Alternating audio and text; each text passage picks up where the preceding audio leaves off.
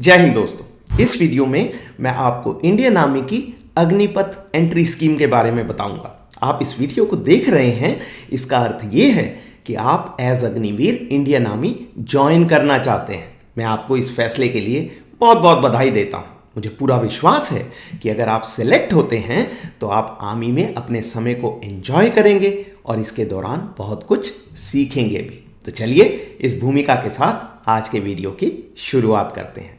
मैं इस वीडियो को 3 भागों में कवर करूंगा। पार्ट 1 में मैं आपको बताऊंगा कि अगर आप इंडियन आर्मी में एज अग्निवीर ज्वाइन करना चाहते हैं तो आपकी एजुकेशनल क्वालिफिकेशंस यानी शिक्षा कहां तक होनी चाहिए। पार्ट 2 में बताऊंगा कि एज अग्निवीर आपको क्या क्या बेनिफिट मिलेंगे। और पार्ट 3 में बताऊंगा कि 4 साल की नौकरी के बाद कितने अग्निवीर को परमानेंट रूप से आर्मी में लिया जाएगा और परमानेंट करने का फैसला कैसे किया जाएगा। याद रखने वाली बात, मैं इस वीडियो में आर्मी शब्द का प्रयोग करूंगा, लेकिन जिन रूल्स के बारे में मैं बताऊंगा उनमें से ज्यादातर रूल इंडियन नेवी और इंडियन एयरफोर्स के अग्निवीर पर भी लागू हैं। तो चलिए भाग 1 से शुरुआत करते हैं और देखते हैं कि अगर आप इंडियन आर्मी में एज अग्निवीर ज्वाइन करना चाहते हैं तो आपकी एजुकेशनल क्वालिफिकेशंस क्या होनी चाहिए। तो पहली बात तो अग्निवीर एंट्री के लिए आपकी एज होनी चाहिए 17.5 साल और 21 साल के बीच, बिटवीन 17.5 ईयर्स एंड 21 ईयर्स। और ये एज गिनी किस दिन जाएगी? ये एज गिनी जाएगी 1 अक्टूबर को। जैसे 2025 की जो भर्ती होने वाली है उसके लिए अग्निवीर की एज 1 अक्टूबर 2025 को 17.5 साल और 21 साल के बीच होनी चाहिए। अब आते हैं अग्निवीर एंट्री की कैटेगरीज पर।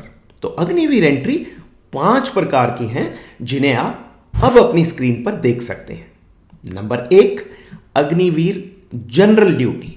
Number 2, Agniveer technical. Number 3, Agniveer office assistant oblique एसकेटी। एसकेटी का मतलब है store keeper technical. Number 4, Agniveer tradesman 10th पास। और नंबर 5, अग्निवीर ट्रेड्समैन 8th पास। इन 5 कैटेगरीज में एंट्री के लिए शिक्षा की रिक्वायरमेंट अलग अलग है। तो चलिए एक एक करके इन कैटेगरीज के बारे में जानते हैं और शुरुआत करते हैं अग्निवीर जनरल ड्यूटी से। अगर आप as Agniveer general duty join करते हैं तो इसका अर्थ है कि आपको इंडियन आर्मी की किसी भी शाखा में भेजा जा सकता है, जैसे इन्फेंट्री यानी पैदल सेना, आर्टिलरी यानी तोपखाना और आर्मर्ड कोर यानी टैंक वगैरह वगैरह। एक याद रखने वाली बात यह है कि ड्राइवर की भर्ती के लिए उन लोगों को प्रेफरेंस दी जाएगी जिनके पास गाड़ी चलाने का लाइसेंस पहले से है। तो यह था अग्निवीर जनरल ड्यूटी का अर्थ। इसके लिए एजुकेशनल क्वालिफिकेशंस क्या हैं उन्हें आप अब अपनी स्क्रीन पर देख सकते हैं।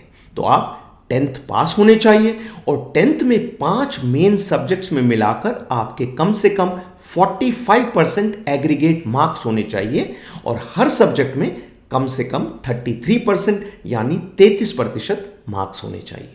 अगर आपने 10th क्लास ऐसे बोर्ड से की है जिसमें परसेंटेज ना देकर ग्रेडिंग सिस्टम फॉलो किया जाता है तो आपके ग्रेड कम से कम ऐसे होने चाहिए जो इन मार्क्स से मेल खाते हैं।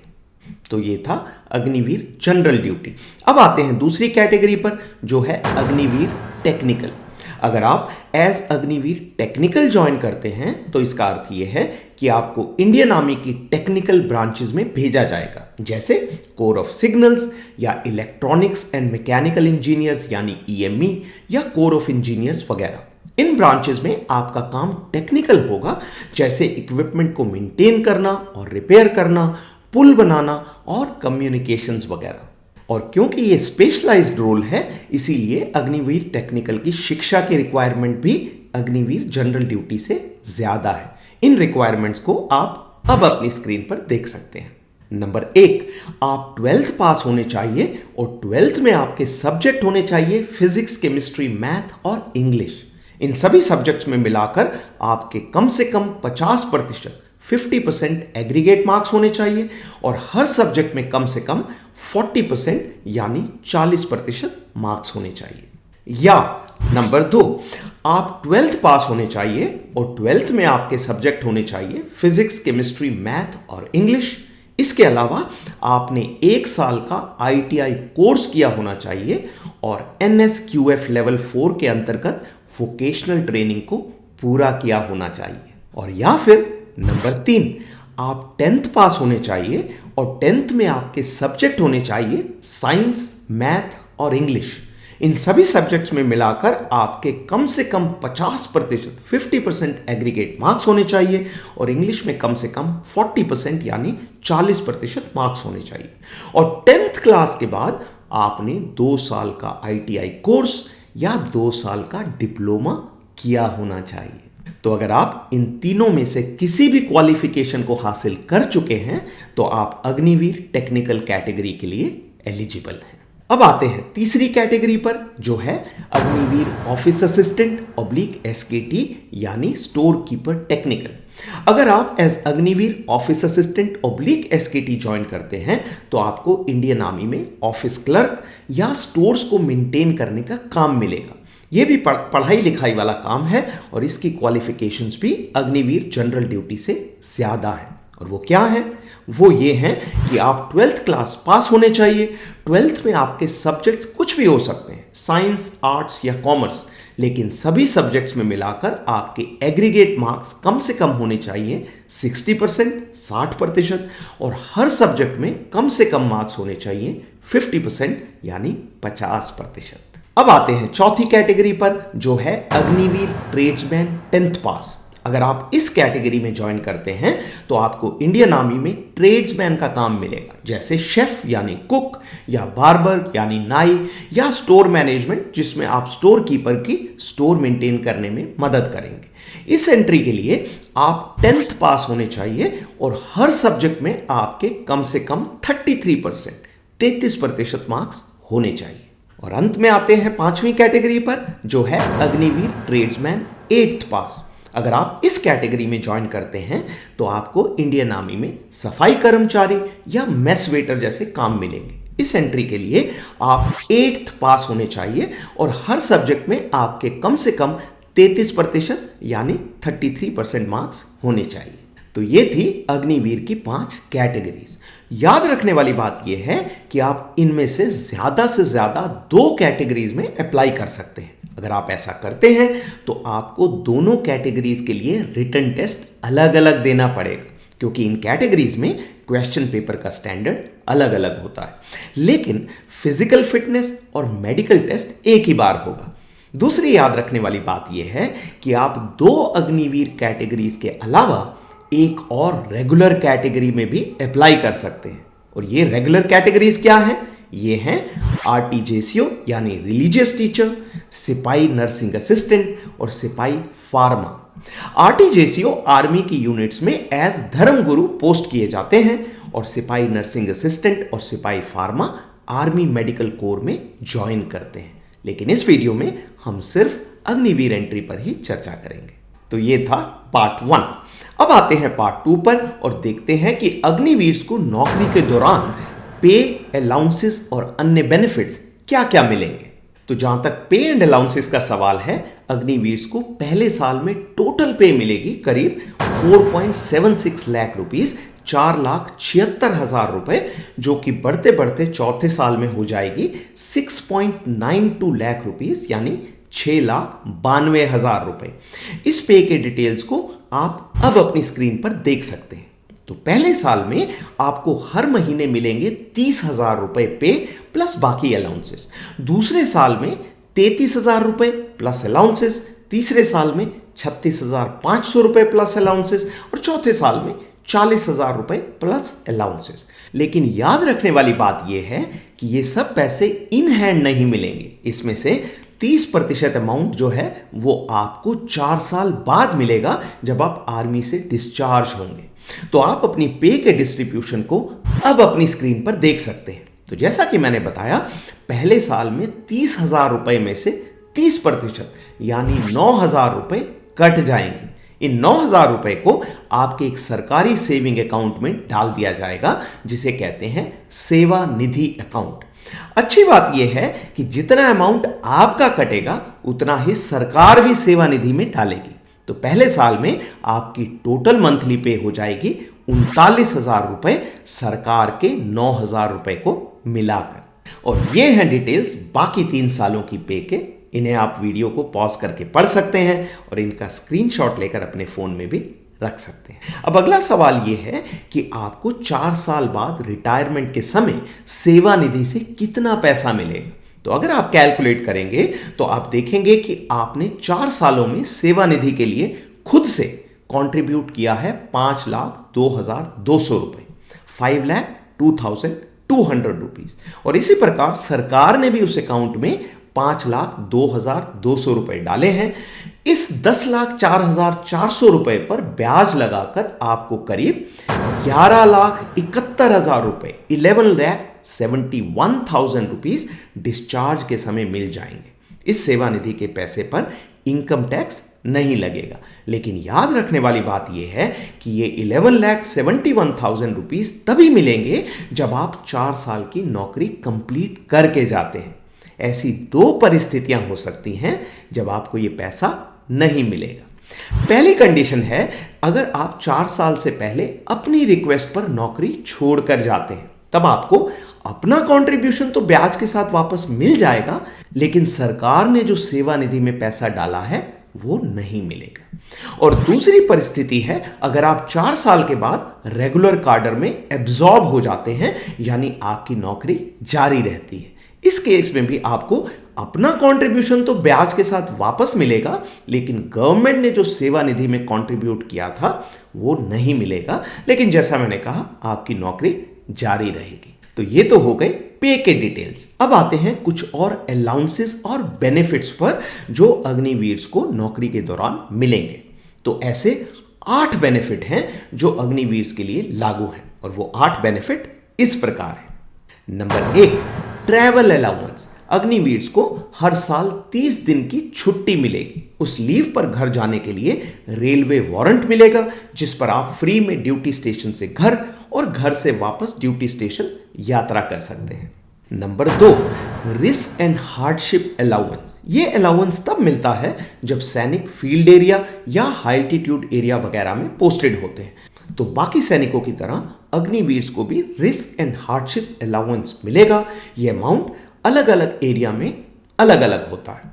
नंबर 3, रेगुलर सैनिकों की तरह अग्निवीर्स को भी मिलिट्री हॉस्पिटल्स में फ्री मेडिकल ट्रीटमेंट की सुविधा मिलेगी और सीएसडी कैंटीन की सुविधा भी उपलब्ध होगी। नंबर 4, सभी अग्निवीर्स को 48 लाख रुपए का इंश्योरेंस कवर मिलेगा। इसके लिए उनकी पे में से उनका कोई भी अमाउंट काटा नहीं जाएगा। जैसे ऐसा ही इंश्योरेंस कवर रेगुलर सैनिकों को भी मिलता है, लेकिन उसके लिए उनकी पे में से हर महीने कुछ पैसा कटता है। अग्निवीर के केस में यह कटौती नहीं होगी। यह 48 लाख रुपए अग्निवीर की फैमिली को मिलेंगे अगर 4 साल की नौकरी के दौरान उसकी डेथ हो जाती है किसी भी ऐसे कारण से जिसका ताल्लुक फौजी नौकरी से नहीं है। जैसे मान लीजिए अग्निवीर लीव पर घर गया था, उसका एक्सीडेंट हो गया और डेथ हो गई, तो इस केस में फैमिली को 48 लाख रुपए यानी 48 लाख रुपीस इंश्योरेंस के मिल जाएंगे। और साथ ही सेवा निधि में जो अमाउंट डेथ के दिन तक जमा हुआ है वो भी ब्याज सहित वापस मिल जाएगा। नंबर 5, अब आते हैं उन बेनिफिट्स पर जो अग्निवीर की फैमिली को मिलेंगे अगर उसकी डेथ फौजी ड्यूटी करते समय होती है। इस केस में फैमिली को 4 प्रकार के बेनिफिट्स मिलेंगे। नंबर 1, इंश्योरेंस के 48 लाख रुपीस यानी 48 लाख रुपए। नंबर 2, एक्स ग्रेशिया के 44 लाख रुपीस यानी 44 लाख रुपए। एक्स ग्रेशिया का अर्थ है एक्स्ट्रा अमाउंट। नंबर 3, 4 साल तक की पे, यानी मान लीजिए 1 साल की नौकरी के बाद अग्निवीर की डेथ हो जाती है तो उसकी फैमिली को बाकी बची हुई 3 साल की नौकरी की पे भी मिलेगी। और नंबर 4, ब्याज सहित सेवा निधि का अमाउंट जो डेथ के दिन तक जमा हुआ है। इस सेवा निधि में वो अमाउंट भी शामिल होगा जो सरकार ने कंट्रीब्यूट किया था। तो ये थे बेनिफिट जो अग्निवीर की फैमिली को मिलेंगे अगर उसकी डेथ हो जाती है। अब आते हैं उन बेनिफिट्स पर जो मिलेंगे अगर अग्निवीर को कोई इंजरी या बीमारी हो जाती है जिसके कारण मेडिकल अथॉरिटीज द्वारा उसे डिसेबिलिटी दी जाती है। जैसे फौजी ड्यूटी के दौरान अग्निवीर का एक्सीडेंट हुआ और उसके घुटने में सीरियस चोट लग गई, हॉस्पिटल में डॉक्टर्स ने उसे डिसेबिलिटी दी, तो इस केस में उसे एक्स ग्रेशिया अमाउंट मिलेगा। और वो एक्स ग्रेशिया अमाउंट कितना होगा उसे आप अब अपनी स्क्रीन पर देख सकते हैं। तो 50% डिसेबिलिटी के केस में मिलेंगे 15 लाख रुपए यानी 15 लाख रुपीस, 75% डिसेबिलिटी में मिलेंगे 25 लाख रुपए और 100% डिसेबिलिटी में मिलेंगे 44 लाख रुपए यानी 44 लाख रुपीस। तो ये था नंबर 6 डिसेबिलिटी बेनिफिट। अब आते हैं नंबर 7 पर जो है स्किल सर्टिफिकेट। नौकरी की समाप्ति पर आपको एक स्किल सर्टिफिकेट दिया जाएगा। इस सर्टिफिकेट में लिखा रहेगा कि आपने फौज में नौकरी के दौरान क्या क्या ड्यूटी की है और क्या क्या स्किल्स हासिल किए हैं। इससे आपको फौज से निकलने के बाद नौकरी मिलने में मदद मिलेगी। और अंत में नंबर 8 क्लास 12 का सर्टिफिकेट। यह सर्टिफिकेट उन लोग को मिलेगा जो अग्निवीर ज्वाइन करते समय 10th क्लास पास थे। तो ये थे बेनिफिट्स जो आपको मिलेंगे अपनी नौकरी के दौरान। लेकिन आपके लिए यह जानना भी जरूरी है कि आपको क्या क्या बेनिफिट्स नहीं मिलेंगे। तो वो 4 प्रकार के बेनिफिट जो नहीं मिलेंगे वो इस प्रकार है। नंबर 1 ग्रेचुइटी और पेंशन। नंबर 2 नौकरी के बाद फ्री मेडिकल और सीएसडी कैंटीन की सुविधाएं। नंबर 3 नौकरी के बाद एक्स सर्विसमैन का स्टेटस यानी एक्स सर्विसमैन का दर्जा। और अंत में नंबर 4 नौकरी के दौरान डियरनेस अलाउंस, डीए और मिलिट्री सर्विस पे यानी एमएसपी। तो ये चारों चीजें आपको उपलब्ध नहीं होंगी। तो ये था पार्ट 2। अब आते हैं अंतिम पार्ट पर और संक्षेप में देखते हैं कि 4 साल के बाद क्या होगा। तो 4 साल के बाद हर बैच में से ज्यादा 25% यानी 25% अग्निवीर को आर्मी में परमानेंट रूप से एब्जॉर्ब कर लिया जाएगा और बाकी 75% अग्निवीर को डिस्चार्ज कर दिया जाएगा। जो सैनिक आर्मी में परमानेंट रूप से एब्जॉर्ब हो जाते हैं उनकी नौकरी पेंशनेबल हो जाएगी, लेकिन उसके लिए उन्हें और 15 साल आर्मी में नौकरी करनी पड़ेगी, यानी टोटल 19 साल की नौकरी करनी होगी 19 ईयर्स पेंशन के लिए। आर्मी में परमानेंट सिलेक्शन इस बात पर निर्भर करेगा कि 4 साल के दौरान आपकी फौजी ड्यूटीज में परफॉर्मेंस कैसी रही है। तो मतलब अगर आप परमानेंट होना चाहते हैं तो इन 4 साल के दौरान बहुत दिल लगाकर काम करना पड़ेगा।